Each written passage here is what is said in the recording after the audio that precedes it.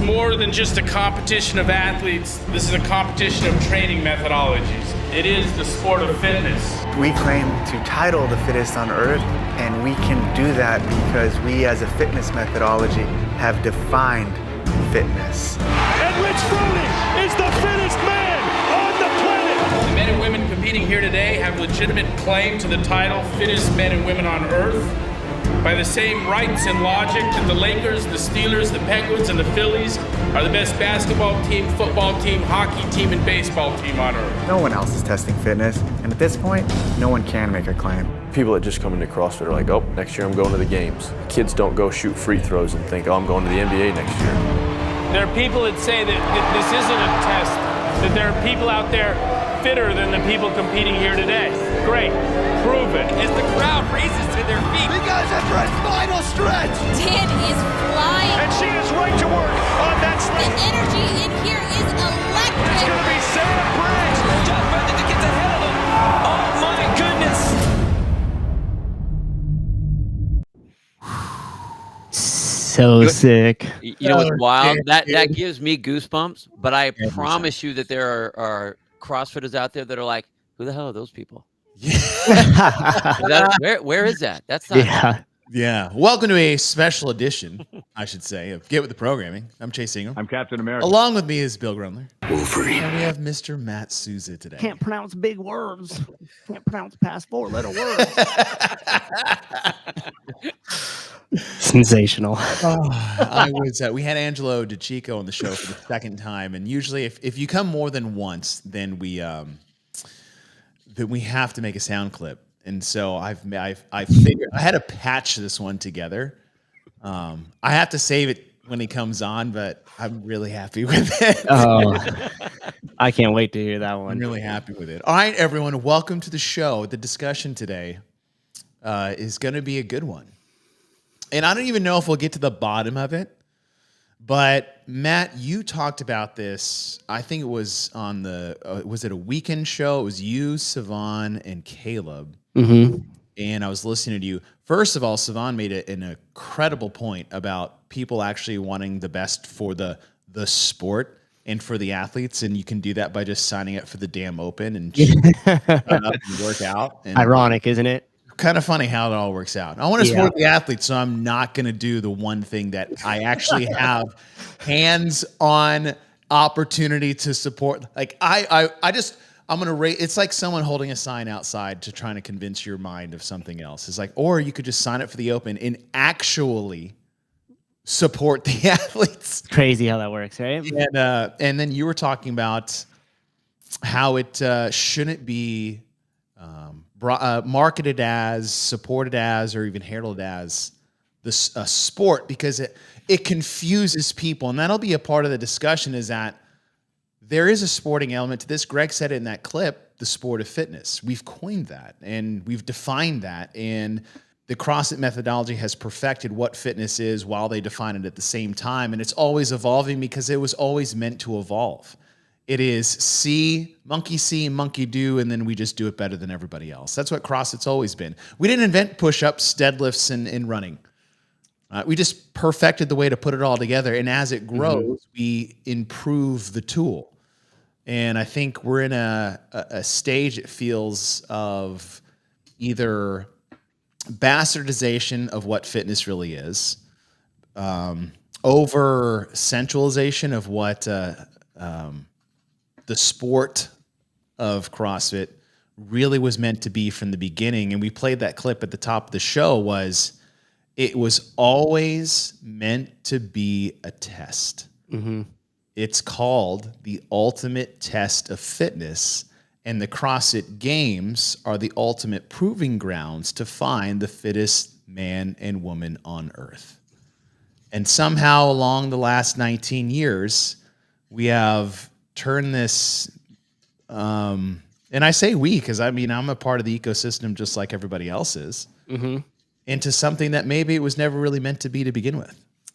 Yeah, I think Tyler Watkins actually said it on one of the shows, and it might have gone over John's head because he kind of laughed at him, and Tyler got looked like just fuddled after that. He's like, oh. But really, he was like, yeah, we started chasing the thing too much. So like the sport of fitness was like the fancy shiny thing. The CrossFit Games is kind of something that we could all hang our hat on and like see it, and everybody could point at it and they're like, wow, that's fancy, it's sexy, it's cool.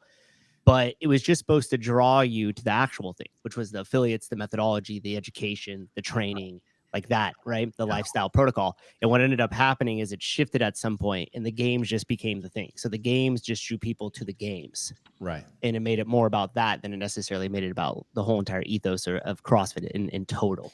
You know what's wild is when you listen to that clip of Greg and that you opened up with, Chase, you take that Greg Glassman and then you look at the Greg Glassman at 2018 where he was like, dude, fuck the games. Like, this isn't about the games. And so where he went hard to the other side where it was like the old farts and fat fucks, right? Like, that sentiment was like, let's get the people that need the methodology, because when he started it, it wasn't about let's find the fittest on the planet.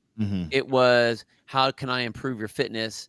And it was the whiteboard that grew is what the games came from. And so it's like, okay, you think you're great in your gym and you think you're great in your gym. And here's the comment board. Well, let's bring all of you guys together, guys and girls together, to compete. And when we called it the sport, I think, you know, what's funny is I think that we are the ones that did that to ourselves.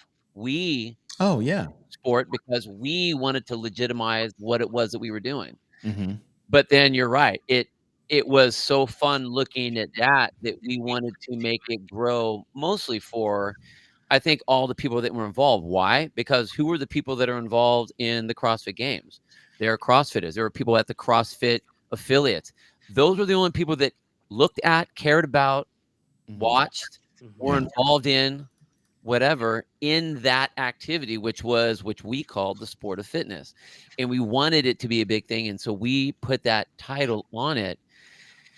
And I don't think that was a wrong title to do, but it's weird, like, you know, with the way that that Tyler said that, like, all of a sudden we started chasing that instead of really understanding what it was that we were trying to do to begin with. Like, now people are battling to be like, well, who's got the real sport? Us or, you know, the big about, and that's about as an equivalent battle of saying who has a better fitness methodology. CrossFit, it is a methodology, and like Orange Theory, which is just working out in a orange lit gym with music and air conditioning. Yeah, it's a franchise. It's ridiculous. Yeah. Do you think that, like, so this is what I was talking about, Chase, before we got going, and Matt, we've actually had a lot of these conversations, you know, like when we were at NCC and even at Syndicate, where the buzzwords that are out there have all been so glamorized that we don't even use them appropriately anymore. Now, and one of them for the specific discussion is the word sport. Like, we say, what is sport? Or we say, what is professionalized or professionalism, or what is a professional? Like, I mean, we have those discussions, and it is weird because now all of a sudden it is that was the one thing that separated CrossFit from everything else out there was Greg defined fitness. And that was our anchor into the ground where we derived everything from our programming, our competitions, our tests, our experiments. It was, how can I improve the fitness? And then how can I improve the health, which is fitness over time? That was the only definition. Then all of a sudden we got away from all of our definitions, all the things that we can argue. Like, you can't have a discussion about happiness when it's the Vegas conversation about everything. You know what I mean? And I feel that that's where we are right now. And to piggyback off that, now imagine go and find somebody that's depressed and say, come on, just be more happy. Right. Get happier. It's like, that's not going to happen. And that's why it was even laid out in the Constitution, the pursuit of happiness, because you pursue certain things, and that quote unquote happiness is a byproduct of those actions. It's not the action itself. So there's already a mistake being made by claiming the happiness piece of it. Not to talk anything about the new tagline, which I'm sure is great because I'm going to show it, Chase. But like, if you go to that, like, not only can you not define it, but now we're not chasing the right thing anymore. If I chase happiness, it's going to elude me for forever. If I chase being a professional sport, it's going to elude me for forever. Right. You have to just do certain things, and the byproduct of that create those things. You'll feel better to know that in my email tag signature, I have Forging Elite Fitness at the bottom of my name. Nice, nice. I don't have the other. Hold it thing. strong, baby. Yes. And a good point to that is that I don't want to like shift gears too quickly one way or the other, but this will be a little bit. It's an open conversation. But we talk about professionalism, and everybody in the early days was and still are just like campaigning for the professionalism of the sport. And I was like, I don't even think you guys even know what that means, because you're using apples to not even apples to oranges, because they're both fruits, but it's like you're looking at these other sports that have been established for hundreds of years. Mm-hmm. And you're also looking at sports that have zero relationship or correlation or any type of like similarity to what CrossFit is. Exactly. Because first of all, CrossFit is not a sport at all. It's a training methodology. And so when you have a training methodology that is just general physical preparedness, it is strength and conditioning at its base core. Not even to like diminish the quality of what that is. Yep. So if you create something to test your athletes, that's what it should be. You don't create a sport around that. And at the beginning, it wasn't created. It was like, hey, let's just get everybody together and see who the fittest person is with the different modalities and tests that we can put together. And it's funny is when the word test came in to replace events for a while, is that, I hated it. Yeah. Right? Me too. But the overall thing is like, this is the ultimate test. And when we use that, is that we can take a training methodology and then lay that over. What I like what you said on your show, Souza, is that it's a challenge. It's a challenge we've put out there. And Greg said it in that video, is like, you think you're the fittest person in the world? Great. Prove it. And that's what I think is the best part, because it is a challenge. I think something like an Ironman is a challenge. Yep. The Ironman is not a sport. Right. It's a race. It's a race, right? And it's a one-off. And like High Rocks is not a sport. It's a race. No different than Murph is not a sport. It was one of our original ultimate challenges when we first started CrossFit. And I think the games has been pushed in that direction. And I don't even think it's almost like it was forced in a direction it wasn't ready to go and never should have gone to begin with from the outside. Mm-hmm. And to your point, I think that Greg was in the very early stages, he was actually combating against the specialization that the sports were creating. So if you think about the training, you were either going into your like baseball training, or they had like everything was very specific. And then what you were doing is you weren't really building the human that was playing the sport. You were building the functions that the sport takes. So I develop all my throwing and I end up with a bunch of overuse problems in my shoulder. Why? Is because I can't, if you ever watch a baseball player or pitcher at that, try to strict press, even at a professional level, they don't have full range of motion. They don't have strength behind it. So you've never developed the actual human that's throwing the ball. We're just developing the throwing. And that's why I think the sport was very intentionally placed at the top of the pyramid. And so then what that did is everybody who was originally doing their sports were saying, hey, how could I make some serious gains in it? I'm doing all the bozo ball, fucking one-legged standing, the single leg dumbbell RDLs, and all this fancy contrived movement. And what Greg did is he said, hey, you don't need any of that. Let's just simplify it down. What do we need to do to build the human? Here's what we need. We need nutrition. We need metabolic conditioning. We need gymnastics. We need weightlifting and throwing, which was also in there in the early days. And then we're going to focus on the specialization of your sport. Mm-hmm. And so what ended up happening is he took it, and I like to think of it as like a bouquet of flowers. So he took all the best flowers from the garden, right? And he put them together in an arrangement that made a lot of sense. That productized it. And then he's like, now here, this is how you make your bouquet of flowers. That operationalized it. Mm. And so to me, what I see is it was just the best of the type of exercises that were going to build the human. You could even do CrossFit as a functional type of lifestyle thing and still be a bodybuilder when you want to go be like super specific on stuff, right? So you could take that as a foundation, even if it's a little bit, and then you could apply it to any specific sport. And so what I think ended up happening was the original function of the CrossFit Games, and this is my opinion alone here, was actually just to serve as an internet meetup.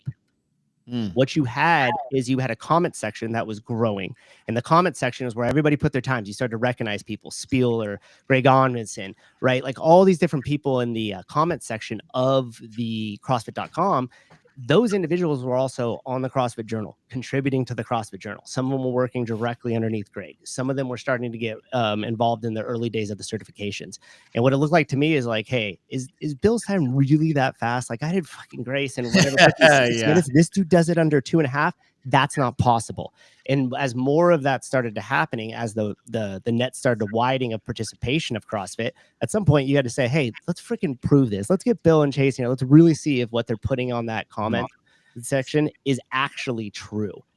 And so that for me was kind of the first, like the nugget of it. Then when I was on one of Seth Page's shows, he showed a video of me that I've never saw before. And it's Greg talking about, I think the first games, maybe it was 07 or might've been the second one, 08.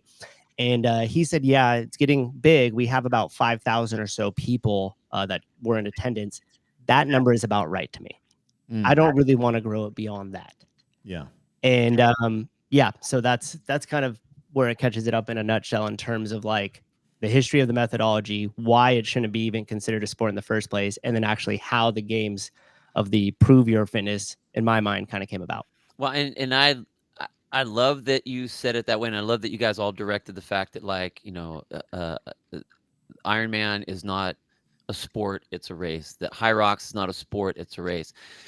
I think that if you look at something simply like running is a training methodology, right? You're doing it to get in shape. You're doing it to lose weight. It's an entire lifestyle for people. I mean, for some people it is, right? Yep. But there are sports that are like, I would say that track and field is a sport, as a overall arching activity umbrella. And I think that CrossFit can be considered with the competitive side of it, the activity levels that are there, that generally it can be called that, but we shouldn't be aspiring to make it and plant that in big gold bright letters that it's a sport. Look at us. We have a sport now, guys. It's a sport. Like that's kind of like it's the most broad generalized term that should not be the gleaming diamond in it. It should be okay, who's the winner of this experiment? Who is the winner of this? I mean, I guess you could kind of even say that, like, the CrossFit Games is a 3 or 4 day long High Rocks event in which you win different stages and you score stages to get to the end. So it technically is a race in points because there's time and there's weights and who wins in these individual races. So, I mean, it is a race. It is single setup and whatever and this is where I think that, like, the definitions become important. What are we really trying to do? And I think when we try to put sport on it, and this is kind of where the athletes are kind of guiding to, they want to be able to be a professional, meaning someone that this is their career, that they do this as a career. Like, you look at the people that are winning, you know, you look at like athletes that are racing the 100-yard dash. Right. You're not doing the 100-yard dash sport. And more than likely, you only win if you win the race. So you're hoping you do all this training to do well in that race so that you can either get sponsors, or if it's like that, what's that Diamond Series that they do for track and field? Yeah, whatever. Diamond League or something. So they have the Diamond League, so you win some money that way. Why do they do that? So you can actually not have to do anything else. Yeah. That's, I think, what our athletes are wanting to do. And it sounds big and correct if you are a professional athlete and you do a sport now, because you're not paid for and bought by a franchise. You don't belong to some team. You don't belong to anything other than you're an independent contractor that hopes you win this event that comes up. Yeah, and let me ask you this real quick, because I got a question for both of you guys, okay? So, because of course I did my research. I was actually going to do a whole show on this. Like, I didn't have all the thoughts together when you guys asked. I was like, dude, I hope we're not ripping your entire show. You are ripping my entire show, and I'm giving you all my stuff because I would rather do it with you guys than me talking into the void. Okay? I'm sorry. So let me ask you this: if you were to say, how does track and field, to stay on this for a minute, Number one, how does it make its money? Sponsors, TV deals, and Attendance. fans in attendance. Okay, wrong. It makes its money off the spikes market, cleats. Oh. And now let me ask you this. Take a guess. Wait. What do you mean? How do you how? So you have specific running shoes that you could use for track and field, right? Right. And those running shoes, not only do you have to rebuy your shoes, but you have to rebuy spikes for those shoes. Right. So what's the age group for track and field when it starts to get serious and I got to buy your shoes? When does that start? Would you say? Middle school. Okay. So middle school until, let's say, if I take it all the way to a college level. Yeah. How many shoes and spikes and everything am I buying all the time? I mean, they only last a couple months at most. Yeah. Okay. So according to the research here, the spikes market, because I had it search all sports within a specific parameter, and we could get to that in a minute. I don't want to derail this too much for where you guys were taking it, but I wanted to define terms like we talked about. So I wanted to find like sports of CrossFit that's fall under a similar parameter. CrossFit is still its own unique element. And then I wanted to know, how do those ecosystems exist monetarily? Because everybody goes right to what you guys said. Attendance. Who the fuck do you know that has paid for a track and field ticket outside of the Olympics? Nobody. Okay. Well, I don't live in Oregon, so I don't know. Okay, number two, when was the last time you watched it on a TV or had some big brand deal with ESPN? I'll just watch outside of the Olympics or qualifying. the World Championships. Qualifying and Olympics. That's it. Not a lot of meat on the table there. Sponsors, maybe, but not really, because they're running off other things outside of just track and field, the sport, if we're going to call it that. Okay. So then I asked how they all make their money. So the first question I asked you guys was how they make their money. Came up with that. It's the spikes market, specifically in track and field. The second thing, let me ask what the total industry of track and field in the US would be worth. The total market value of it. I'm terrible. I wouldn't even have a number. I have absolutely no idea. Well, along the same lines of what you're talking about, Savon had made this point on golf several months ago. Right. The golf ball market is something like $2 billion in sales. So I would say a quarter of that was spikes, maybe. Okay. Not even less. Like, and so remember, it's still looking when we're talking about total market value. It does include all that other stuff that you guys were talking about, but their main driver is going to be spikes. 50 million. Bill, I guess. I don't even know how much spikes cost. How much is a box of spikes? All right, I'll just double chase it just because. And by spike, you just mean the spike. The spike. The spike, but I'm not just talking about the market value of spikes. I'm talking about track and field in its total. Right. 100 million. Okay. Just because I'm going to double it chase that I have no real anything. So it's 18.5 billion in 2023. Holy shit! Okay. Damn. So. And that's the whole entire market. And I saw Dan put research equals asking ChatGPT questions. No, yes and no. And I'm going to pretend that's trolling. So I won't, I like Dan, so I won't start calling him names. But yeah, this is exactly what you do. Welcome to the new research. Is you Google a bunch of stuff, you ask certain questions, then you start to hone down on those questions. You continuously ask it different questions around the same thing. And then you try to deduct all of that information into a really solid question. And that way you can start to reform it. Yeah. So 18.5 billion. Is that just an equipment? That's the total market value of track and field. If you were to lasso the whole thing up under one conglomerate for everything that is sold in track and field, 18.5 billion. Now, what I did here with my GPT, JPT, is I first put the parameter of a sport, and I just wanted to be as simple as possible. What other things that are considered a sport, but your opponents don't have any effect on your outcomes? Okay, because if you think about in terms of CrossFit, it's you in the workout. Right. You know, outside of one of your opponents. Swimming, track, golf. Yeah. Right. So I had to make a list of those sports. Then after I had to make a list of those sports, I found out that which of the ecosystems, like what are the main drivers of those ecosystems that allow those things to exist? So what do they sell? How does money get into them? Okay. Then we took all of that. And then I took that list and I said the ones with the major economics behind them, excluding golf. I left that out of the conversation. List them in order of their total market value and give me their main linchpin driver of what they sell. And then put them all up next to each other. And that's what those are the notes that I'm pulling from here in case. Damn, dude, you have such a business brain. I love it. So here's what the deal is. Guess what the number one is? And this is between 2023 and so bad right 25. So let's guess what it is. All of them all together? those type of sports that we just talked about. How many ones? No, not how many. The number one, like the one that creates the most amount of revenue and that sits at the top spot. Swimming. I don't know, man. Swimming is a poor sport. It's got to be something with horses. I'll say horse racing. Okay, and then you got swimming. Yeah. So number one is cycling. All right. Yeah. Yeah, those people are riding like $15,000. Body on two wheels and spokes. Now this is where it gets weird, and I had it like break this down so we know. So this has it at $65.2 billion in 2023. Now this is a very broad market because it's encompassing all type of things with cycling. Oh, so like triathlons and all that. Yeah, so it's hard to differentiate. It's hard to differentiate that quite a bit. Guess what number two is? Oh. With equipment.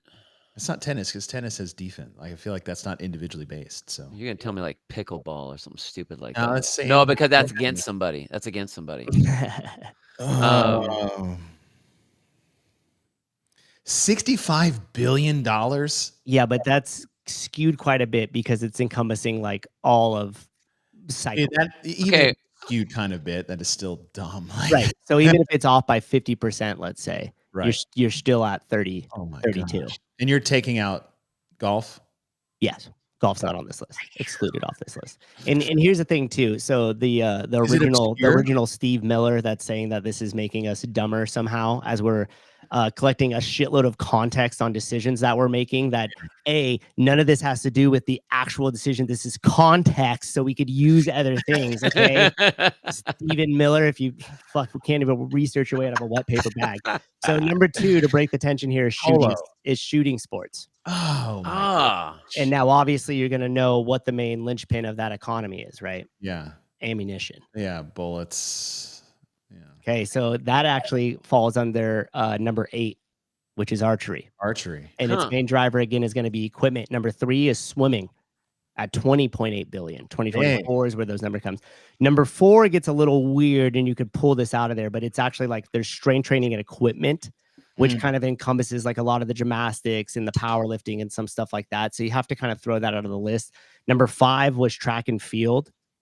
Okay. Number 6 was defined as bodybuilding, but as you dial down on that, it's actually the supplement market because we know I was going to say that's huge. Jenny's guess is good. Fishing. Take it or leave it. And then, okay, so now guess what? Now we're going to put a number to this. And this seems relatively accurate from data in 2022.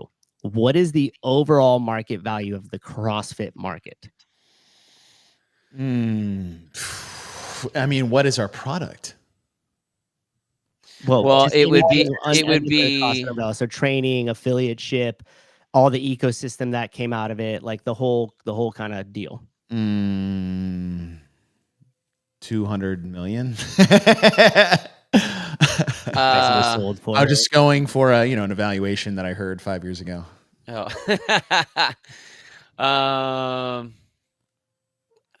Is all like the equipment and stuff in that, or is that part of the strength training, like all the belts and sleeves and? It's funny. Where would that is that in this? Do you think? Yeah, like so anything that has to do with the CrossFit brand name. Yeah, Steve Miller cracks me up. Now I know it's just a troll. It's pronounced Matt Souza, not Mad Souza. And yes, I'm just blindly believing what I'm told. Can't you tell? Because I don't think about it. Wasn't 1 year like Peak Games is like this is worth $1 billion. Right. Greg had said that the whole ecosystem. That I think was in like 2017 or 18. Yeah, right into I'll say 500 million. Any guess? No. I said okay. All right. 200 million. Okay. So it's 4.5 billion. What? So including affiliates, equipment, apparel, representing the entire ecosystem.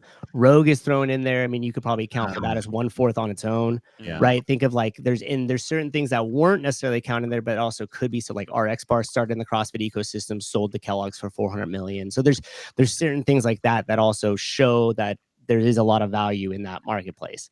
So again, even if you take all these numbers and let's call them all 25% of truth, okay? So take it for what it is. They still rank in that order.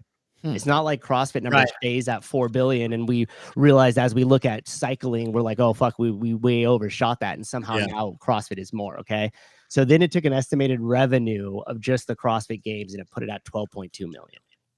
Which sounds relatively accurate if you were to probably look at the budget and some other things like that, right? So if you were to take all those type of sports, right? They even had bowling at like 4 billion in terms of equipment. Driving's on there, darts is on there, figure skating is even it's on like there. F1 or something like that. Where like well, it was just human things, not like incorporating. So you try to like dial in the parameters as much as possible, so you don't get weird. You don't get weird like things like that are starting to come into play and skew the results. Steve Miller. I know. I love you, buddy. So anyways, I took that into consideration as you look across and say, okay, so then why would you even compare this to any other sports? Because it's not going to have a driver on its own. Right. These other sports don't. There's these economics that make it up that allow it to keep going. Now, when you move into the actual professional sports, you can't even touch that. Football, soccer, come on, forget it. And that's where those media deals come into play, like you guys had first talked about, that those media deals alone ellipse these whole entire market values of these one things.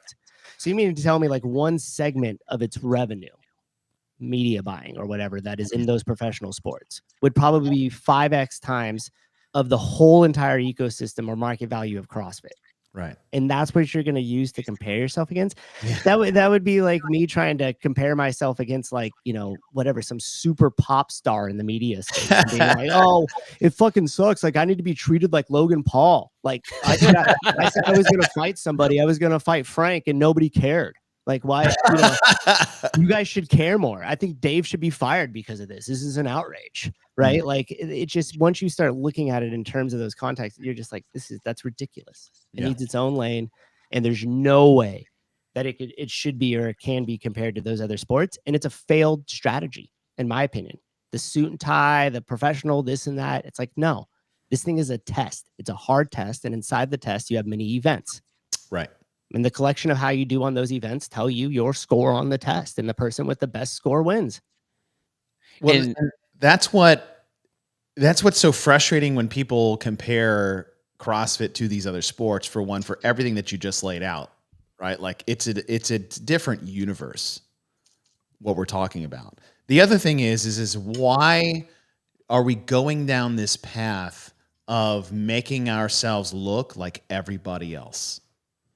And that's not only our biggest issue in sport, but it's now one of the biggest issues we face as CrossFit and affiliates and gyms is like, well, we want to attract more people, therefore we'll disguise ourselves to look more attractive.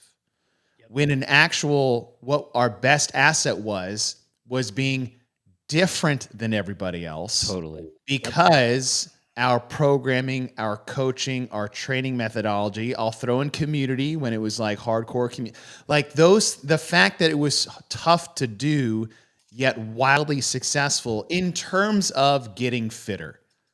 Mm-hmm. That is what separated us, because the way we carried ourselves, but the way we backed up our talk, that's what the attraction was. But if we make ourselves look like everybody else, most everybody in the world, and this just is how people work, don't want to do hard things like CrossFit. Right. It's also the same reason why the same demographic of people don't play sports. And I'm not drawing the comparison of CrossFit and sport. I'm just saying the physical act of doing something outside of your comfort zone. Pick a category. Most people in the world don't want to do that. They want something easy. They want something comfortable. And I think the misconception is like, well, maybe to get those people, we should also promote ourselves that we're that too. Right. We're just like you guys. Right. Well, everybody. We're for everybody. Yeah. We messed that up so bad. And I think CrossFit in the early days, the games element of CrossFit, we were always behind the ball, right? It was always just a little bit too much for us all the time, whether it was the broadcast side or the game side. Like everyone was like just trying not to get run down because it was growing so fast and getting so big. And I think as a whole, we all kind of really rode that wave, and it was exciting. And we were trying to legitimize what it was that we were doing. So titles were being thrown out all over the place. I think with the regime changes that have happened the last couple times, when you bring in like the private equity, the really business side of it, like everything that Greg said, and there's even people now that say this nowadays, like it's not the old day. If you build it, they will come. Mm-hmm. Like that's not there. Holy shit! Wow. Thank you, Unknown. Thank you, Unknown. Go ahead and read that. Just saying, a lot of times when I'm on here, the Unknown throws $100, whether it's here or Seven Podcast. I think that's a common Sport contains denominator. arbitrary rules of a game and meaningful rewards the union of superior skill and athleticism with its execution. Golf is a game. Running is a athletic component. Wrestling is a sport. Well, thank you very much on that. You described. You didn't have to pay $100 if you just put that last part. Bill, you just made me happy right there. Thank you very much. That's but I think what we did, it wasn't. We weren't trying to be professional anything. Like that wasn't the goal of what we were doing. But as we've grown into this, we have completely homogenized ourselves. Even on the methodology side, what is the difference between? And I'm talking, if you look at the website, us, Orange Theory, F45, Barry's Boot Camp, Joe Workout Place down the road, it's all the same. And we use the same words, the same everything. I mean, even and Chase, maybe you got to go earmuffs with this one. Even when we are treading into earmuff. I know. This is my opinion. My opinion. Yeah. The last few commercials that have been put up for CrossFit, like they don't show what we are, right? Like those commercials could have been put on F45. They could have been put on Orange Series. That's my opinion. Well, I was saying that's my opinion. That's my opinion too. But I have given feedback on those commercials. I hope that you have, and we don't need to talk about that. And I don't want to get you in trouble. But I think that like that's one of the things that we are doing is we've tried so hard to lean that way that we're not even looking at what we're supposed to be looking at anymore. I really do believe, and I wish I've said. Chase, how many times have I said this? That CrossFit needs to lean into, like, yeah, it's hard. Yeah. Don't you want to be part of the group? Like, why does everyone want to be part of SEAL Team 6? Yeah. Because they're the best. That's right. And there'll be some people that are like, I can't do that. Good. Okay. You don't even want to try it? We don't want you here anyway. Well, the thing is like, come on in. We're not a community. We are a cult. And that's why when we were doing all the OG culture stuff, like that was what it is. We were being silly, but embracing what it was. Like, this is even when you were going into your thing, Souza, what it was like, we're not saying community anymore because that doesn't mean anything anymore. It meant something before. It doesn't mean anything anymore. But I think when we say it in reverence to what, oh my gosh. Wow. Steve. You are not a troll. You are not allowed to talk shit to Steve anymore. Nope. Like I said, Stephen Miller is a great dude. I mean, he's the best. He keeps me honest, is what he does. And frankly, without him, I would be feeding you guys a tons of bullshit with no check and balances. So thank you, the original Steve Miller. I'm inviting Souza on this show from now on. Hell yeah! Oh my god! But I really think that instead of us trying to worry about, we need to be professional, we need to make it look like this, it needs to be that. We just need to be us. And we can say the sport of fitness or whatever, but like, look, this is for like the Olympic gold, the world championship. Who's the fastest runner? All of the champions in the Olympics are single races. It's not the sport of the 100-meter dash. It's not the sport of the, 1,000-meter freestyle. Right. It's not. It's the who wins that race. And I think we need to lean into what it is that we do without worrying about, well, are we the sport? Yes. Are you professional? Yeah. And here's the thing, and I'll go to that point is like lean back into what made us great to begin with. Yeah. Is that yes, we do, but we need to take I would say, look, it's not 2000 anymore, right? It's not even like 2015 anymore. And it's like we need to stick to the roots of what we are and who we are, but still bring a modern approach to how we bring this to everybody without changing the message, the methodology, moving goalposts for feelings. Right? And I think in the early days, we could get away with it because like, you don't know CrossFit? Fuck you. And everyone's like, yeah. Right. Right. But that was also in like 2005 where that was actually cool and not frowned upon just because of the way the world works. And I think understanding is like we should stick to who we are, what we are, because here's the thing. The definition of fitness has not changed and no one else has been able to improve on it since Greg Glassman defined it and it's put in the level 1. That has not changed. It's still the same as it was 25 years ago when it was more relevant now. More relevant now than ever, more needed now than ever before. And we're not just talking about numbers on a scale or how you look in the mirror. The epidemic we have of chronic disease, which has been on display and exponentially growing for the last 10 to 15 years, but couple that with mental health on the side of that too, is like all of this is tied together. And to fraction it in these little pieces in microscopic silos and just saying like, well, if I look at it this close, this is the reason or this is the problem. And it's not. Right. And it's okay to say, look, this is tough to do, but it works. Nothing works better than this. Other things do work, but they're not sustainable and they're not there for longevity's sake because the glue that holds us all together, and I'm going to say the C word again, is the community inside each one of your affiliates and what keeps people coming back because everybody needs accountability. Everybody needs support. I've fallen on my face countless times in the 16 years that I've been doing CrossFit, and I needed other people around me to pick me up. And the worst level of fitness I've gotten since doing CrossFit is when my affiliate closed and I was in my garage and I couldn't stick with it because I was alone and by myself and I thought I could do it alone. That was my hubris and ego. I didn't check it when I walked into my garage. I just did whatever I wanted and it didn't work. But we need to be able to bring that same message and unwavering belief that this is what it is. CrossFit is the best path forward for health, fitness, longevity, everything that the world is falling apart at the seams on. But bring it maybe in a more new age way to give it to people that is more digestible, not watered down. And that's where I think CrossFit's at its most pivotal time is hold your ground, fix the goalposts, but how do we get those people either back or in the gym for the first time? Okay, but the way you're saying that though, and I'll push against the community part because you can use that the exact same phrase that you're talking about and plug that into whatever other thing you need to. I think instead of saying community, what did everyone say that we were before?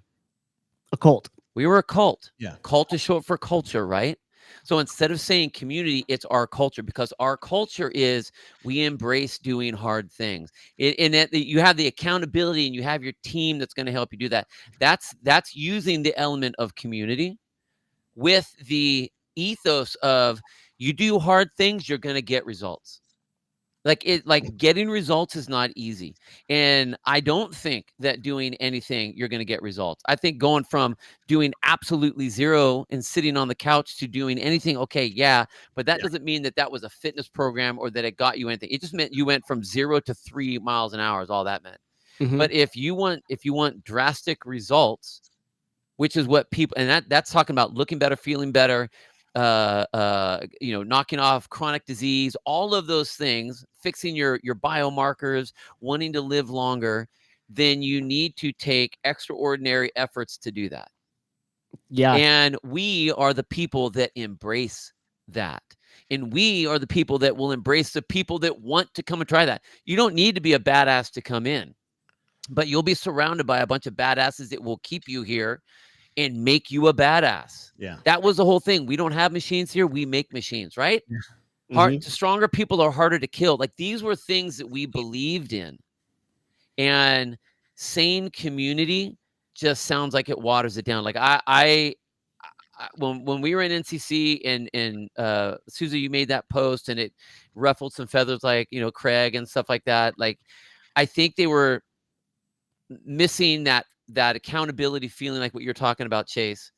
But the thing is that I don't want it to be watered down. I want people to want to be part. I'm not saying you are. I'm just saying in general. I want people to want to be part of the fucking cool kid club. Like, you're going to come in here and it's going to get messy. It is Fight Club, man. Like, you don't need to be a badass. You're going to come here, you're going to get your ass kicked, and you're going to wake up afterwards smiling and be like, dude, that was awesome. Yeah. That's what we need. One thing too that I will say, that the more because I put a lot of thought into the Dawnfall show, and I put a lot of thought into like solutions of like, what would it take for us as CrossFitters in HQ to do to get this kind of back on track, meaning having it thriving, growing, and everything else. Which is, by the way, which is why we're having these conversations in shows. Right. Exactly. Because if it gets back on track, it's what everybody wants.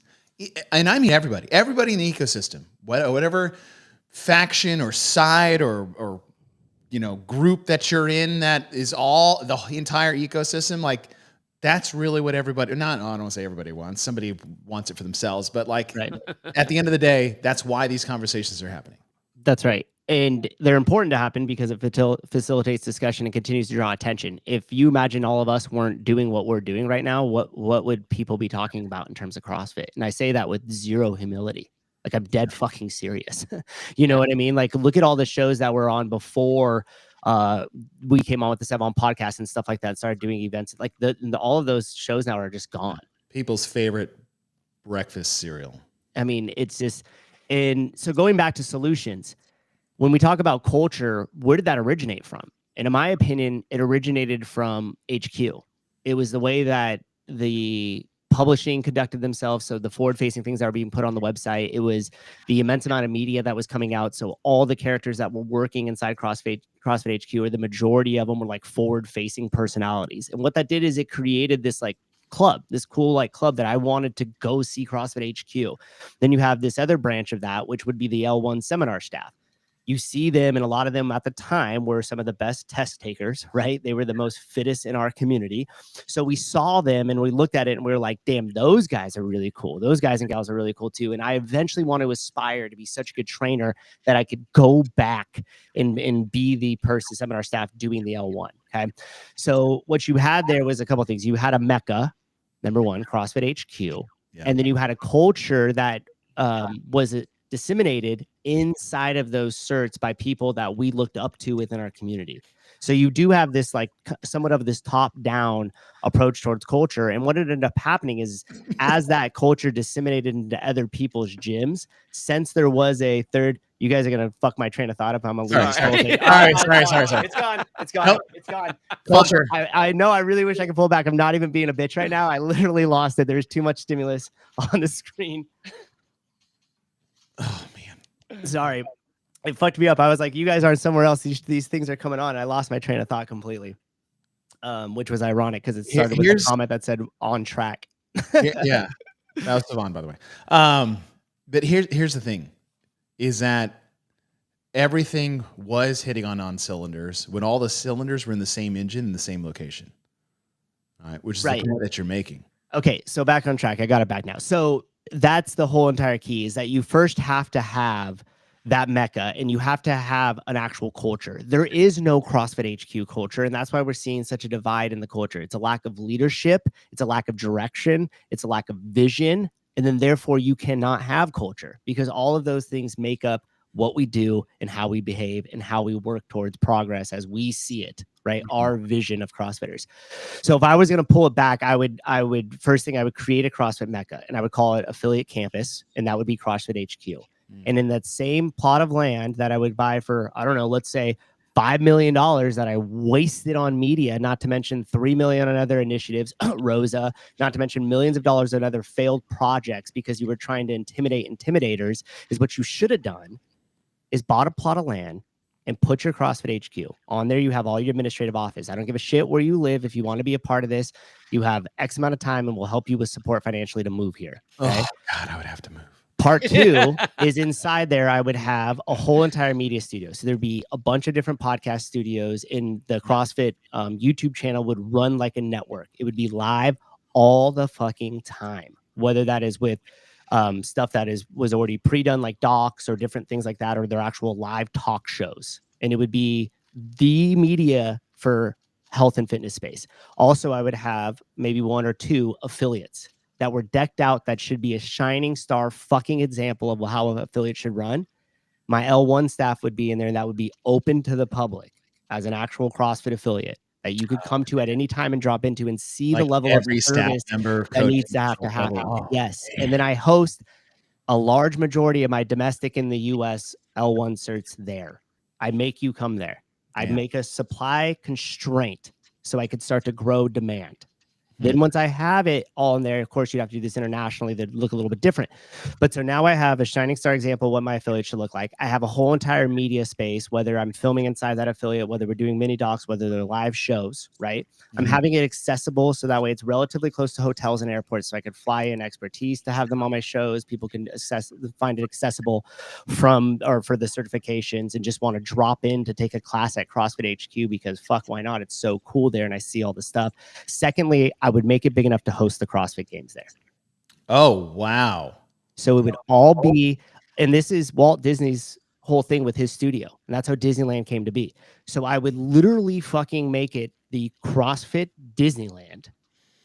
And I would have all the stuff there. And think about, what does that do for your expenses? You start to drop expenses. I don't no longer have to find venues for the games. I could put storage on there and have Rogue outfit everything I need for the games. And guess what? Now that it's at one location and we own the land, you could build out one whole thing, knock that whole thing down and move it the next year. Damn. So you could constantly be shifting and playing with it. The second thing is now you're inviting all those people in. So again, I'm going to put a demand or supply constraint on your ability to see the games in person. I'd make it this week-long festival. It would be huge. It would have a lot to do with, of course, the test, but it would just have a lot to do with the Woodstock of fitness. And then for the test portion, that's where I would sell my media rights and everything else, because if I'm only going to allow 4,000, 5,000 people into this place for a certain amount of time, then my demand on the media goes way up. Yeah. You know what's crazy is well, one, your plan is fucking monstrously thought out, dude. Like, holy shit, you have all levels on that. What's insane. I have heard you talk about the media channel and their YouTube channel being run as a network. I love the idea of that. The problem I have with what HQ is doing now is not that they haven't been trying. And I know that they kind of gone through waves where they get a bunch of the podcast things out and then they haven't done anything for a while. And it's kind of out there. And this is on me, is I see that they put something out and I'm just like, man, I just don't know if I can trust it. Like, I don't know if I can buy into what it is. They say like you're not ready to get hurt again. Yeah, it's like I have been shut down by so much of you're not the same CrossFit anymore, that it's hard for me to bind. They're saying the right stuff. Yeah. But like I can't let myself get into it. And so if they were to do like a YouTube, I mean, like, man, I tell you, if they had the guts to do this and be like, hey, Sevon, we want to bring all your groups in. Hey, Chase, we want to bring your group in. Hey, pick someone on the other side. Hey, we want to bring your group in. So everyone is going to their channel. All of us pundits out there on either side of the line. You can listen to everyone you want to listen to, and everyone now is all under one thing. That would pull everyone together. Because you're right. It needs to be like, who's everyone listening to right now? They're listening to us, whether it's us or if it's, it's a way that they could gain the narrative back under their control for sure, because now it's all being hosted on their platforms. It's all there. And the reason why eyes go back home. Yeah. The reason why all the other stuff that they're putting out right now, outside of like the Road to the Games docs and the stuff that Tyson's crew have been working on, has been great. But like in terms of the podcast and stuff, they're missing the mark because they're so far behind. I mean, in terms of media right now, it needs to be constant, and you can't record something and then polish it up and put it through its reviews and do the second, third round of edits and then put out one Instagram thing and then post it up. It's like, fuck, we've already done 7 shows. You know what I mean? Like, you got to just keep up. And the problem too is they think in these terms of these campaigns, and they're like, okay, well, this one's going to be big. We got so-and-so, this is going to be a big show. And it's like, you've already fucked up. Yeah, dude. And I know this just from producing so much over the last 4 years with Sevon Show. I mean, we've had Patrick Bet David on the show. You know what I mean? Like, you keep thinking it's like, oh, this guest and this guest, and it's not. It's just the constant doing, and that's going to create the traction, not this one big guest or this one podcast. And that's where they're, in my opinion, it's too slow. It's too slow. You got to just bring in the talent and trust them to let it go. CrossFit made a couple points on there, and he's hitting exactly on it, like Barstool in Chicago. That's exactly what it'd be like. So if you worked at CrossFit HQ, chances are you're going to be a character. And if you had a couple different podcast studios and those things going live, you imagined the different stuff that was going on, to where I bring in now my top 10 test takers, the athletes, right? And so they spend a week with us at CrossFit HQ. We do sit down interviews with them. We see them training. And at the end of that week, they go and take their L1. And now, as all our live shows are happening, you have athletes so-and-so, Scott Panchek, walking by, and you're like, hey, Scott, come in the studio real quick. All right, here, we're going to get Scott to sit down. Where were you just coming from? What were you filming? No shit. Is that going to come out? Okay, cool. So you're gearing up. Why are you here? You're here to take your L1. Awesome. You start talking about it. Now, out of that one visit of that one athlete, you could have so many different derivatives of the content on the live shows, their experience with the L1, all the shit that comes out afterwards. Dude, that's exactly how it was. Exactly. Dan Bailey would be there, and he'd be like filming some funny thing with Rory. Well, I mean, the original CrossFit podcast was like Savon and Bishel in a studio, just like randomly doing stuff with glass doors. And I remember specific times where you would hear something, and then someone would turn and he'd be like, oh, yeah, no, there's great. Are we going to get him in here? No, no, he just gave me the bird. Okay, never mind. We'll get him later. Right, but like those little things, then imagine you have a little camera right outside so the producer could cut to see that person be like, right? And then it's like you move on. So that's how you build culture. And then that's how you build the Mecca. And then also I'm guessing if you were going to say, hey, you had 20 million in investments to make, right? Like, to me, I would put it in that rather than a Wild Health or Provision or that's such a smart idea for them to do it, because they're struggling from where I'm sitting. HQ looks like they are struggling to connect with people, and in us, all of our pundits, and I don't mean even just like the locker room. I'm talking like literally everybody. Like, everyone's looking at us. If they rolled us in, then it's like, hey, you guys bring the eyes back here. Yeah. While we rebuild everything. Yeah. Then all of a sudden, like, everyone's listening to us talking about our cross. And that's, you have CNN on one side, you got Fox on the other side, and everyone's talking about their thing, and everyone's talking, but everyone's eyeballs are going in towards HQ. Like, dude, that's right. That's such a brilliant idea. I don't know why. And we're crazy. You think it's an ego thing that it would, you think it's an ego thing that wouldn't bring that they couldn't do that? I think it has to do with that. I also have to just think of it's just an ideology difference. I mean, I honestly view them as the redcoats, and they stand in line and they all do this with their muskets at the same time, and they all aim.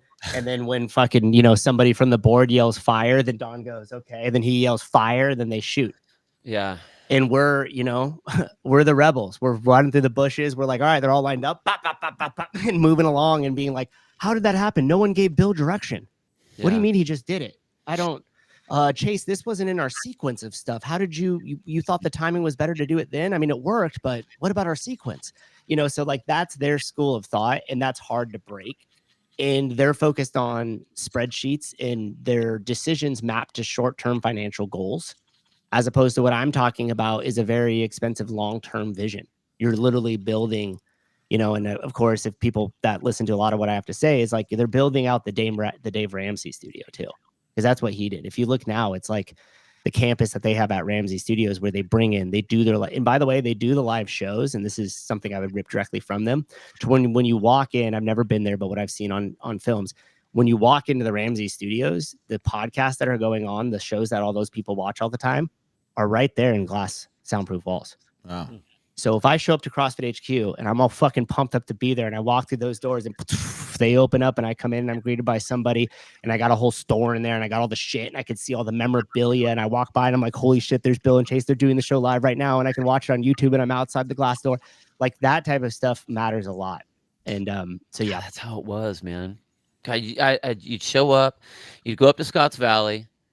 You'd have to do the little plug card thing to have the door open up, and you'd walk in there, and there's some, there'd be Hebrew with like Dude, Scotts Valley was so awesome. All the old memorabilia and all the pictures, and everyone had their walls, and everyone would have their whiteboards on there, and it was like, dude, you just would sit there and you'd be like, I'm totally in the place right now. This is the best. That's it. Grace and I would drive by it if we'd go out to Santa Cruz or whatever. We would go out of our way to drive past it, and we would swing by. And even though it'd be closed, because it'd be like a Sunday or whatever, we would just drive by the back to see that one rig where they filmed it. You see the red buildings, and it kind of looks like it's in the forest. And you know what I mean? You just go there to see it because like it's a thing. It's a spot. It's a space to do it. And I think that would solve a lot of their issues. So with that, in the direction of, first of all, I can't really get in trouble for any of this because it's Bill Grunler. That's that's true. I saw that a while back. I was like, maybe that's on I haven't changed it for a reason. I was like, that wasn't me. Bill. And listen, I'm providing a platform of this conversation that needs to happen. It's not even about right or wrong or indifferent. Like these conversations need to happen. And then with the premise of things is that you take this, and Jake had said this earlier, is like, we need the games. And there is an element of that that is totally true. We just need to understand what that really means. Every year, the most searched time for the word CrossFit happens twice a year, one bigger than the other. One is during the Open. Mm-hmm. And the most CrossFit is ever searched all year long is during the CrossFit Games. Mm-hmm. The question is, how can you leverage that better? Bingo. And what you guys are all saying right now is exactly that. And it's not reactionary to the games. It's in support of and using that. Because if you take everything that you guys have just been talking about, and it's already there, and then you have the CrossFit Games. Like, you don't have to strike while the iron's hot, while everybody's Googling. It's like, not only, it's like now when they do Google that, imagine the things that they're going to get thrown to them because of that simple search. It's like, oh, CrossFit Games is like, and so when we look at it is that when we do something like the CrossFit Games and we focus what seems now, and here's the thing, when the WPF thing first started, we came on here and I said the potential here could be the best thing for the CrossFit Games because they no longer have to cater to the fake professional athlete and their demands. And the demands of make this more like every other sport, make this bigger, make more TV, make it more professional. We can go back to just having the perfect test of fitness. The ultimate challenge. We can go back to that. You guys take what you want. You're the ones that turned this into this dog and pony show to begin with. Mm-hmm. I don't want that. I want what was old school, where everybody's greatest desire was to become the fittest on earth, not get the biggest paycheck. Mm-hmm. Do I think athletes should be able to make money taking this challenge? Yes, I do. But the ultimate carrot shouldn't be numbers on a giant check. It's the title of the fittest on earth. And so how do we take what you guys are saying there and bring it back to the game side of that? And I think it's not spending so much time trying to get all the bells and whistles that mean nothing at the end of the day to our claim on the fittest on earth and focus on the test, on the journey from the Open to the qualifying season, whatever that is, to the ultimate test to find the fittest man on earth. That's what I want to focus things getting back to. Yep. And the chasing of make this a professional sport and make this more professional when you have a demographic of athletes who are the most unprofessional people in the whole ecosystem. Yeah. Like, let's start there. You want this to be more professional, you act more professional because you're not. They couldn't handle the professionals. Can you imagine that with what happened with Brooke Wells, if when she first stepped into Syndicate, the whole entire stadium, which by their metrics would be completely full and overflowed, booed her? Right. Booed her. I just recently saw something on Twitter, and there was like, I don't know what's going on, finals of something. Maybe it's basketball. I don't pay attention to much sports. And there was a mom and her son trying to leave the stadium in the opposite team's jersey, being harassed at a level that damn near, if I was in that situation, would have been fearing for our lives. Right. You miss a kick at the NFL game, and your family gets death threats. Like, not even, like, that's not hyperbole. They cannot fathom they can't handle the attention that they're receiving inside our small little pond. Can you imagine if they were on a truly global stage? I mean, they would fucking break. And part of the reason too is they're surrounded by weak men. Anybody who's in the cohort of in Don Fall's ear, and Don, if you're listening to O'Keefe and you're listening to managements, that makes a lot of sense. Because you motherfuckers are the leeches that are just sucking the last little blood out of this ecosystem. They're the vultures. They're not contributing. They're only extracting.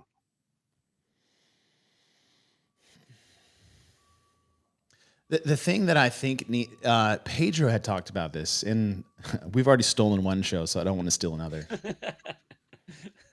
The greatest thing to happen to, launch the games onto the map was the partnership with Reebok. Mm-hmm. And also the worst thing. What's the analogy is like, you're given this like golden ticket, but then the strings attached to it are like the ultimate downfall that you have. Golden handcuffs, yeah. Golden handcuffs, yes, thank you. And it gave us a beautiful opportunity to operate at the toppest level CrossFit could, to hang with the new age big dog sports. And that goes for broadcasts, that goes for stadiums, that goes for like everything, marketing, media, all the things that we got to do with all the, that $100 million investment from Reebok. Yep. And we were not ready to grow that fast. True. And we were not prepared for what the potential future would be without that type of safety net. Yep. And I will argue one more piece just to add something to that. What year did the iPhone come out? Didn't you guys remember? 6? 06? You know, Bill? Oh, one. I have a theory on this.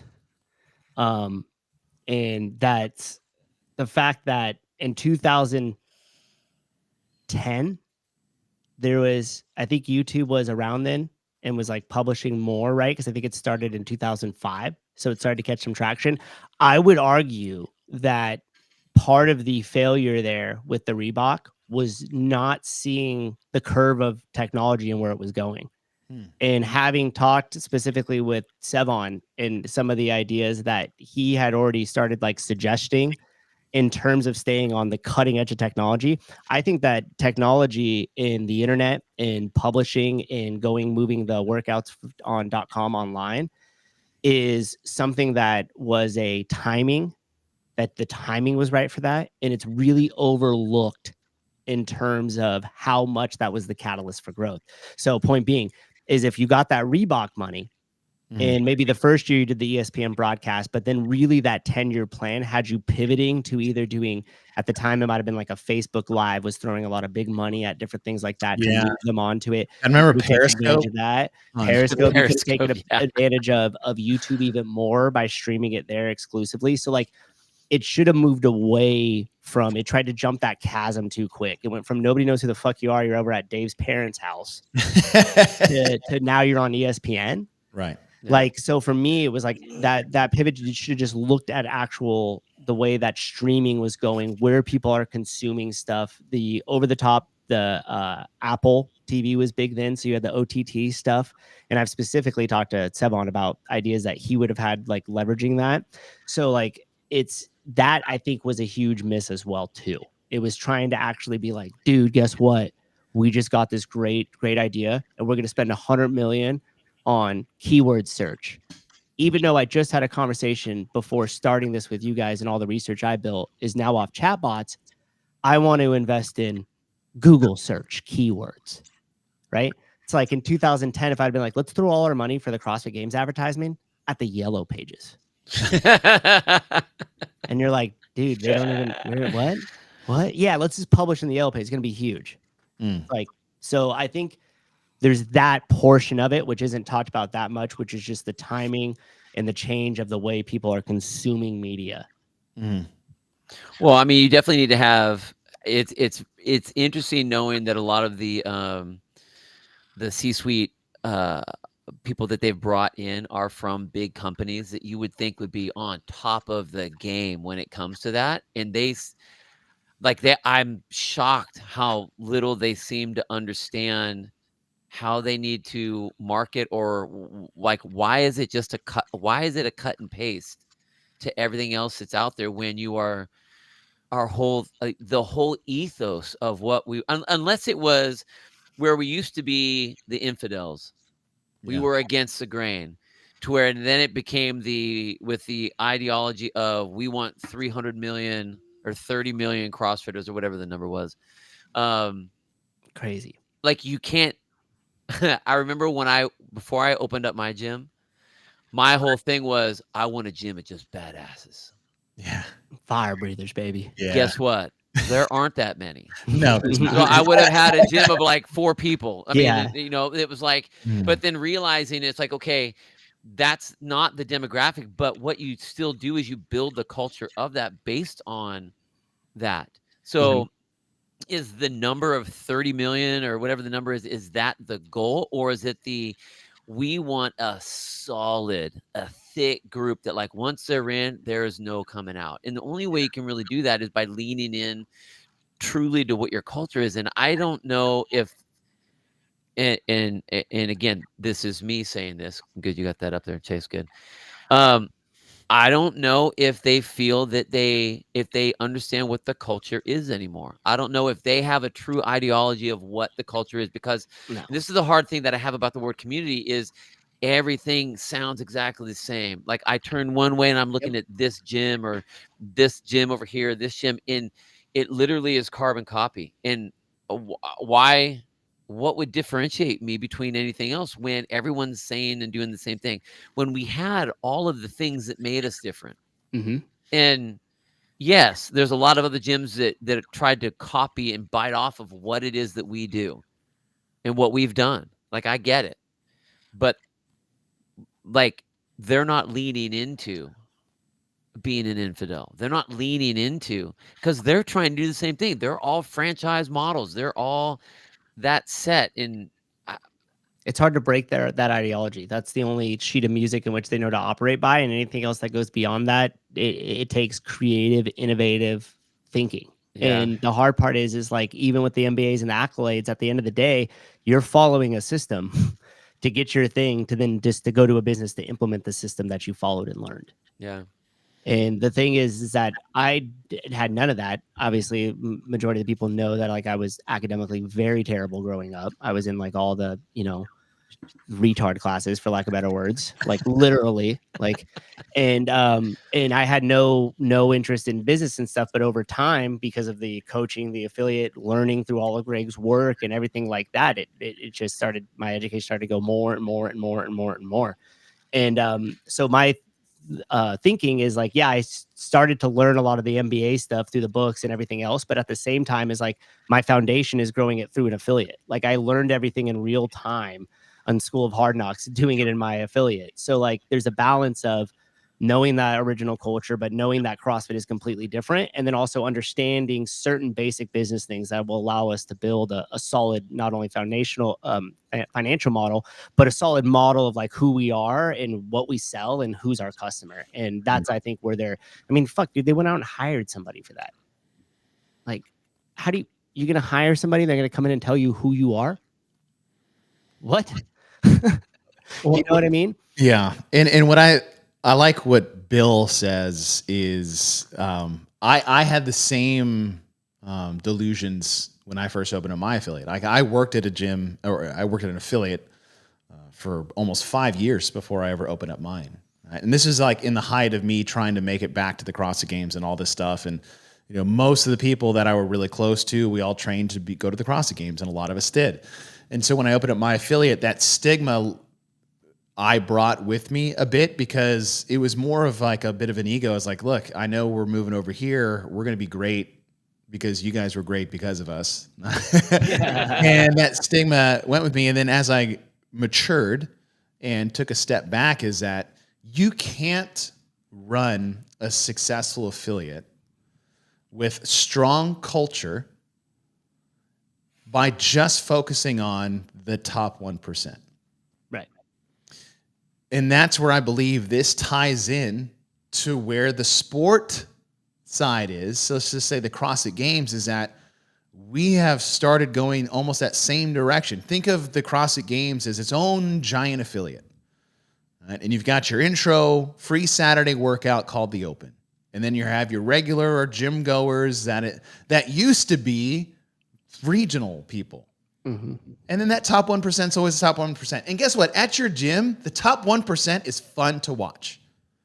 Damn, look how much weight. Like, that's fun. That's fun for anybody. Yeah. It's fun for the 17-year-old just trying to get in shape because he's been bullied his whole life. It's fun for the 70-year-old who is like, wow, that's really cool. And that's when CrossFit Games season first started, because we had the whole ecosystem there, and the top 1% was always the top 1%. That's right. And everybody was there. But the problem that I've seen now is that, and this is where the sport thing comes in, is we've focused so much on professionalizing the sport that is the CrossFit Games, or that is being viewed as the CrossFit Games. We have separated the wheat from the chaff.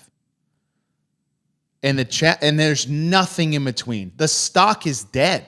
Yeah. Because we've cut the head off at the base. And there is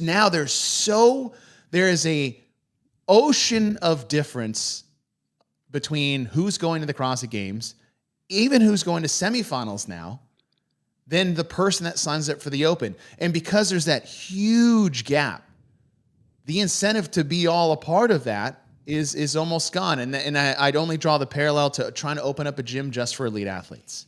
Mm-hmm. You will not draw the 99% to your gym if your sole focus is on the people that think they can go to the CrossFit Games. You'll go broke before that. You need to bring that back to the game season. The game season is just one massive CrossFit affiliate type process of the 1%. The games are fun to watch, but it's entertainment at best at the end of the day. But it's also proof of a claim that we find the fittest people on earth. Yep. We can only do that through our process. And it's like everybody gets to put their foot on the starting line in the Open. Yeah. And that's part of the fun. It's just like, listen, I'm going to put my foot on the starting line. I know I'm not going to the games ever again, but I really enjoy putting my foot on the starting line with everybody. And that should be fun for everyone to just like, hey, we're just going to take this challenge with everybody else because we're all in this together. But when we make it so professional outside of what it was really meant to be, which is a challenge, and that's what we're trying to say at the end of the day. It's a challenge. It's a test. Just like every day you wake up and you don't want to go to the gym because you're afraid of the workout for the day. That's your daily challenge. And that's the thing that keeps you coming back. If it were something so exclusive and so out of reach like a sport, it's not going to keep you there.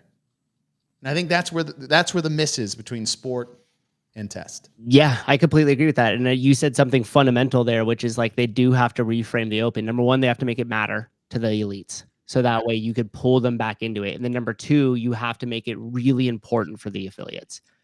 And I haven't put a ton of thought into that aspect of it. But I agree. Like once you have it to where you're putting it as like, this is our event, this is what we do as like CrossFitters as a total inside our affiliates, and get that participation up. And then to your point, Chase, I would still own the whole season, and I would throw all of those semifinal in-person things, even if you just had to do them amongst a bunch of different gyms, and I'd put them inside affiliates that had the appetite to run those type of events. And then that's how you could kind of keep it all under one thing. The last point I'll make, and this goes back to just something we were talking about earlier, is how many executives now that work at CrossFit, senior leadership, C-suite executives, people making all the decisions, know what it's like to close a CrossFit affiliate. I mean, like just for the day, and then show back up the next morning at 5 a.m. and roll that door back up. Because in between that, and I know I'm speaking to both of you guys who know exactly what I'm talking about, is when you're the last person out the door and you're doing all the things to prep that gym for the next day, and you probably still got to email a couple things, maybe remember those things you got to do for those few members, possibly make any adjustments to the programming, make sure that's all up, and then you got to get yourself something to eat, get to bed right away, and get back up so you're back at 5 a.m. rolling up that bay door so that they're there for that class, and you're ready to coach those members. Until you understand that, you should not be an executive at CrossFit. Chick-fil-A is one of the most successful franchise type things, and you could see this in a lot of different things.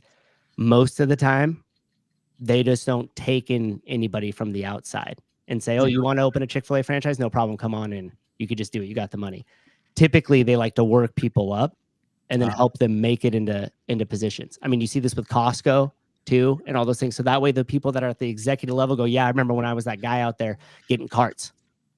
I know what that job is like. I know what every job on the way up is like. So that way, when I'm putting ideas in, or I'm saying we're going to go this direction, or I'm trying to do anything, even make a decision, I could go back and I have context on all those jobs, because that is what's going to build the ecosystem and doing those really well.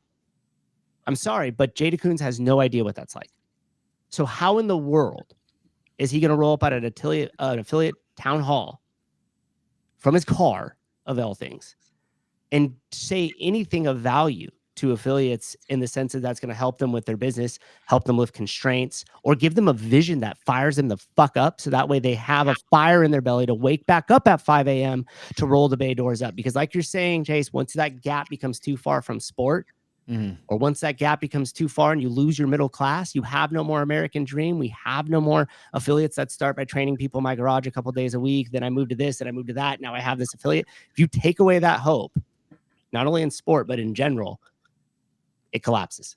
Well, and to your point, I mean, Greg was that guy, right? Yes. He was the one that told us, hey, you make up. I mean, I taught this. I got kicked out of this gym. I taught this way. I knew this person's birthday, and I knew what their kids were doing. And I was the one that was there in the morning. And so I think, talking about the culture part of it, it's hard to drive a culture when you don't know the culture. You haven't experienced the culture. You can't speak to the culture because you aren't the culture. All you are is a manager. All you are is a button pusher, a bean counter, and that is sad to think that. I mean, because I think it would. I don't know how hard it would be to get all of those people in those spots that have actually done all those things. I don't know. But I agree to your point. Like, that would definitely clean it up for sure. I could take the two of you right now. You guys both, unfortunately, have never been to my gym, so that's sad. But I could take the two of you guys. No more at fault than me. I do not. I know. I'll take that. I could take the either two of you guys, and I could be like, dude, I'm strapped. I need you right now to go coach noon. And you'd be like, okay, where's your workout? I'm going to check it on my drive over there, and we're good to go. And you could open the doors, and you could do it. Yep. Yeah. And you could trust us to do it. The whole thing, you know what I mean? All about it. And know that my members are going to show up, be like, yeah, we had no idea who that person was that came in, but that was awesome. That was a great class. It was so much fun. Like, blah, blah, blah, blah. Tell me which executive you could take that. You could do that now. Executive that's making all the decisions for the CrossFit ecosystem, affiliates, training, that's supposed to be leading the way in the vision. And find me one executive that you could drop off right now in 5 minutes in my noon class, and they could run that class. Because it's very different than someone who's, oh, yeah, I go to a CrossFit gym all the time, where you're just a member. Yeah. Versus being a coach. I'm just saying. And if you don't have those I'm also not saying that there's certain levels of expertise or different things that you would want to bring in to help that, right? So I'm not completely just saying like, hey, I'm bringing out the anybody with any other knowledge of it because they're not about CrossFit. No, you bring in specialty people to overlook over the shoulder so they could give you, ideas on your blind spots or see it from a different perspective from you, but they should not be the one making the decision. I saw CrossFit's comments and I knew he was going to say that. As soon as I've been to your gyms, as soon as that came out of my mouth, I was like, fuck, they could both flip that on me. I'm like, where are you been, bro? Touche. You'd have to come to my garage. So I don't, that chip does not fall in my favor. Well, like Bill, your Greg point, that was really good. And here's the thing, like CrossFit is for sale, and whoever buys it in whatever direction it goes, and whenever that happens, there are still people here that it feels like are waiting for an opportunity to do what Souza's saying. Like, I know that. I know there's people here that can do what Souza just mentioned. I don't know what positions they may hold, and I honestly don't even know.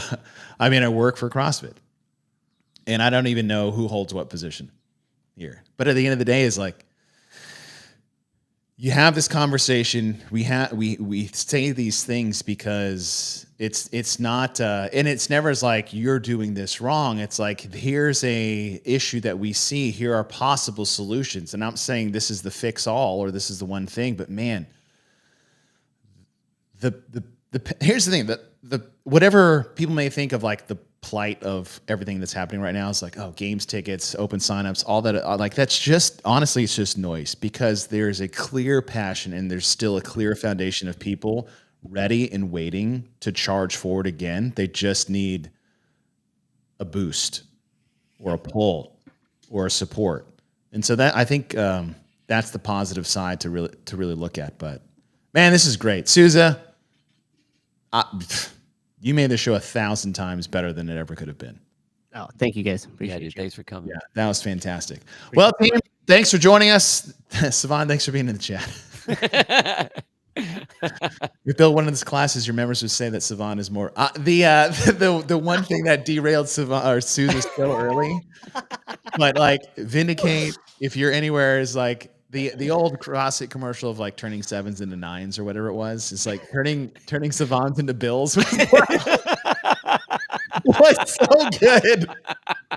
Was that what was going on there? That was what were you like? Yeah, you're like, I'm done. I'm out. Like, you were rolling. But that comment, I was like, I'm so sorry. I have to pull this up, and it's going to screw up everything. But it was the perfect second comment to the 7 and 9. So, dude, that's well worth it. Then that's hilarious. Yeah, Thank you guys. We got you back on track, because that was great. The guys, thanks so much for joining us. We'll be back next week. You guys have a great weekend. Are you back on weekend shows or? Yeah. I should be getting back into Sundays now. I love you, Steve Miller. Yeah, Steve. Thank you. Steve, unknown, wherever you are, guys. Unknown. Shout out. So much. Yeah, that was super awesome. You guys subscribe. You can be a member. That'd be great. If not, it's all cool.